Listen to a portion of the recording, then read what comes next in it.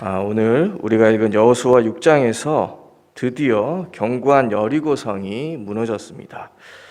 우리가 잘 알고 있는 대로 여리고성이 무너진 것은 이스라엘 백성이 강에서나 어떤 강력한 무기가 있어서가 아니라 바로 하나님의 말씀에 전적으로 순종했기 때문입니다.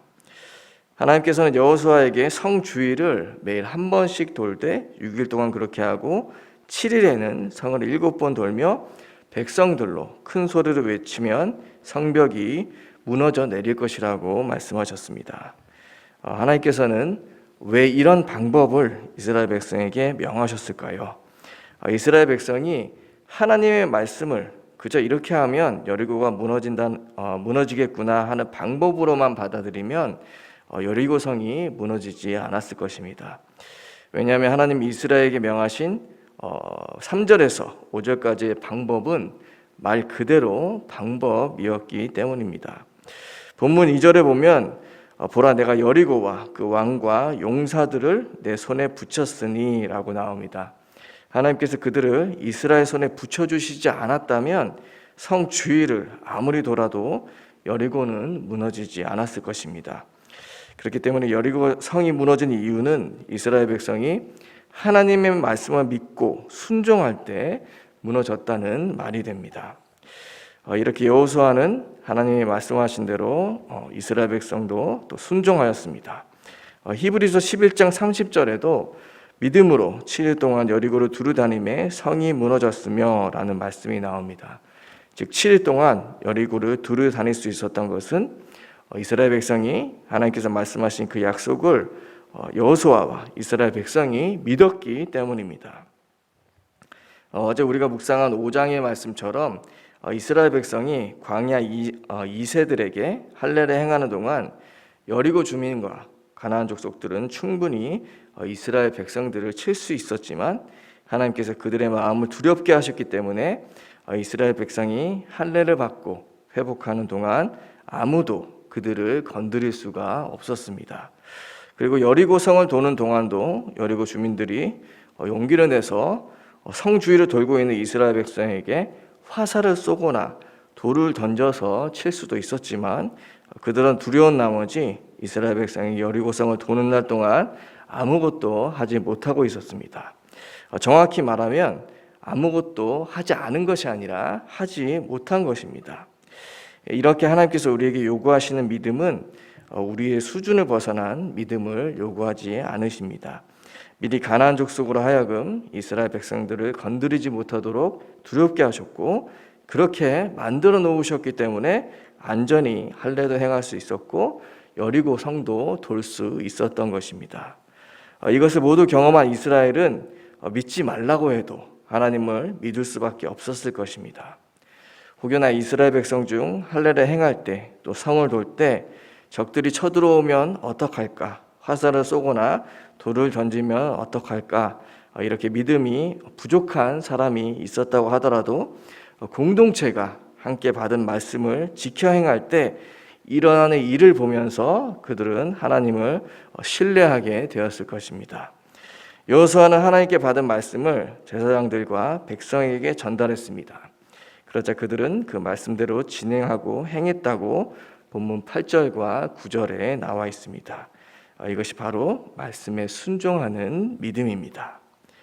10절에 너희는 외치지 말며 너희 입에서 아무 말도 내지 말라고 말씀하십니다. 말씀을 듣고 행하기 위해서는 입이 아닌 발로 움직여야 합니다. 바로 말씀을 듣기만 한 것이 아니라 행동으로 실천한 것입니다. 만약 그들에게 말하는 것을 금하지 아니하였다면 방금 말씀드린 대로 믿음이 부족한 사람들이 두려움에 잡혀서 불신앙의 말을 내뱉었을 것입니다. 이어서 하나님께서는 이스라엘로 하여금 말 대신 나팔 소리를 내게 하십니다. 민수기 10장 9절에 하나님께서는 너희 땅에서 너희가 자기를 압박하는 대적을 치러 나갈 때에는 나팔을 울려 불지니 그래야 하면 너희 하나님 여호와가 너희를 기억하고 너희를 너희 대적에게서 구원하리라 하고 말씀하십니다. 그리고 이은 10절에서도 나팔을 불라 그로 말미암아 너희 하나님이 너희를 기억하리라는 말씀이 나옵니다. 이렇게 나팔을 부는 행위는 여호와로 기억하시게 하는 행위였습니다. 출애굽기 2장 23절과 24절에서는 애굽에서 고된 노동으로 말미암아 이스라엘 백성이 하나님께 탄식하여 부르짖으니 하나님이 그들의 소리를 들으시고 아브라함과 이삭과 야곱에게 세운 그의 언약을 기억하셨다고 나옵니다. 이사야서 62장 6절에서도 너희 여호와로 기억하게 하시는 자들아 너희는 쉬지 말며 라는 말씀으로 예루살렘을 지키는 파수꾼을 기도의 용사로 표현하고 있습니다. 이렇게 하나님의 말씀에 대한 믿음의 순종은 그 말씀을 붙잡고 기도하는 일이 함께 수반되어야 한다는 것입니다. 나팔을 부는 것은 기도, 즉 하나님으로 기억하게 하시는 일이었습니다. 그리고 나팔을 불 때 무슨 일이 일어났을까요? 16절에 보면 여호수아가 이스라엘 백성에게 여호와께서 너희에게 이 성을 주셨느니라 이렇게 외칩니다. 주실 것이라가 아니라 이미 주셨으니 믿으라는 것입니다.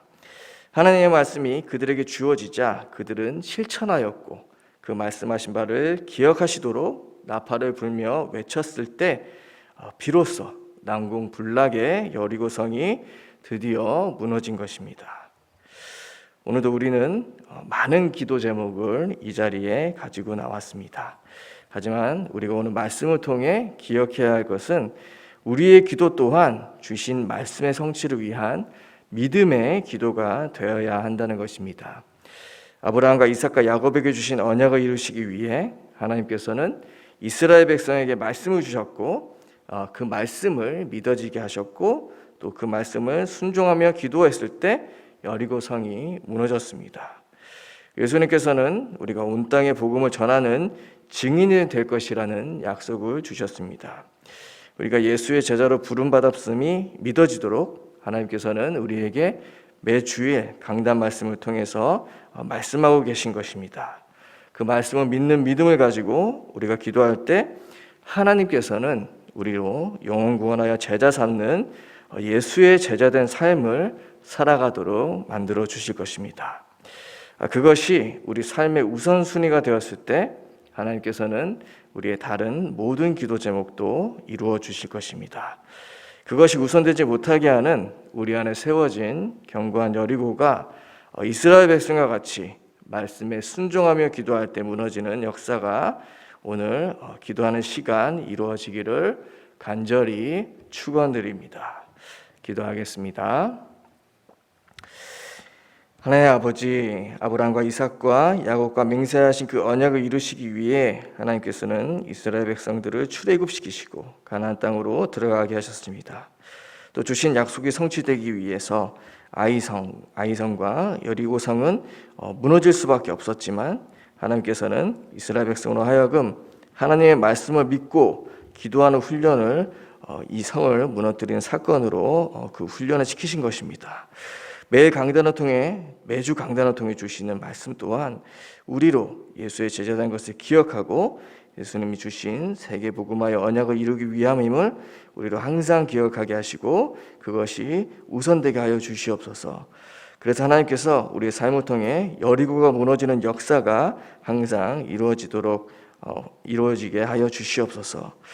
우리가 오늘도 많은 기도의 제목을 가지고 나왔습니다. 하지만 온 땅에 예수님의 복음을 전하는 증인으로 부름받은 것을 가장 먼저 기억하게 하시고 영혼 구원하여 제자 삼는 그 일을 위해서 강단에서 주신 말씀대로 순종하고 그것을 위해서 기도하는 믿음을 우리가 기도할 때 또한 허락해 주시옵소서. 그래서 우리 안에 하나님의 말씀을 잊지 못하게 하는 불신앙의 여리고성이 무너지고 말씀을 붙잡고 기도할 때 우리의 모든 현장에 복음을 듣고 전하기 방해하는 견고한 진이 하나님의 능력으로 무너지는 역사가 오늘도 일어나게 하여 주시옵소서. 예수 그리스도의 이름으로 기도드리옵나이다. 아멘. 하늘에 계신 우리 아버지의 이름을 거룩하게 하시며 아버지의 나라가 오게 하시며 아버지의 뜻이 하늘에서와 같이 땅에서도 이루어지게 하소서. 오늘 우리에게 일용할 양식을 주시고 우리가 우리에게 잘못한 사람을 용서하여 준 것 같이 우리 죄를 용서하여 주시고 우리를 시험에 빠지지 않게 하시고 악에서 구하소서. 나라와 권능과 영광이 영원히 아버지의 것입니다. 아멘.